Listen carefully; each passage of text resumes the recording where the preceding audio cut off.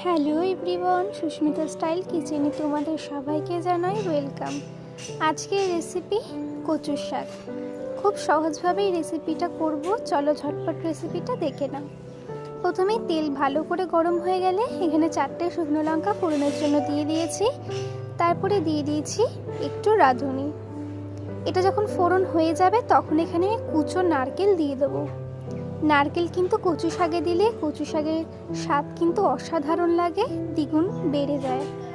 তোমরা চাইলেও কিন্তু ছোলাও দিতে পারো, কিন্তু আমার কাছে ছোলা ছিল না, সেই জন্য কিন্তু আমি এখানে কুচো নারকেল ব্যবহার করেছি।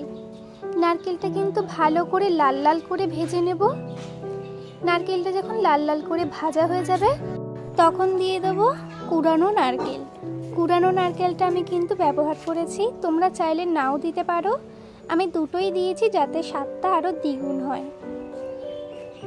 সব কিছু কিন্তু একসঙ্গে ভালো করে একটু লাল লাল করে ভেজে নিতে হবে। নারকেল যারা পছন্দ করো না তারা কিন্তু নারকেলটাকে স্কিপ করতে পারো, ছোলা দিয়েও করতে পারো বা চিংড়ি মাছ দিয়েও কিন্তু করতে পারো। এখানে কিন্তু আমি কচুগুলোকে আগেই সিটি দিয়ে রেখেছিলাম প্রেসারে, ভালো করে সিদ্ধ হয়ে গেছিলো, জল ঝরিয়ে নিয়েছিলাম। সেই কচুগুলোই আমি এবারে দিয়ে দিলাম। সব কিছু কিন্তু একসঙ্গে আমি ভালো করে মিশিয়ে নেব।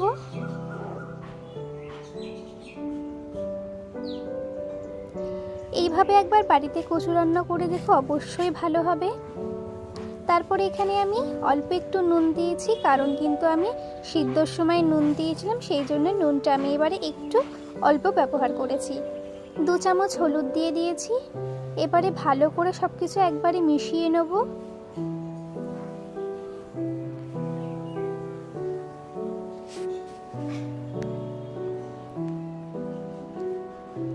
এবারে কিন্তু আমি একটু ঝালের জন্য কিন্তু আমি 5-6টা মতন কাঁচা লঙ্কা মাঝখান থেকে চিড়ে দিয়ে দিলাম।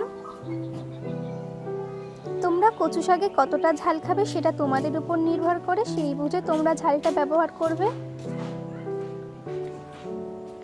আস্তে আস্তে কিন্তু কচু শাকের কালারও চেঞ্জ হয়ে গেছে আর তেল ছাড়তেও কিন্তু শুরু করে দিয়েছে।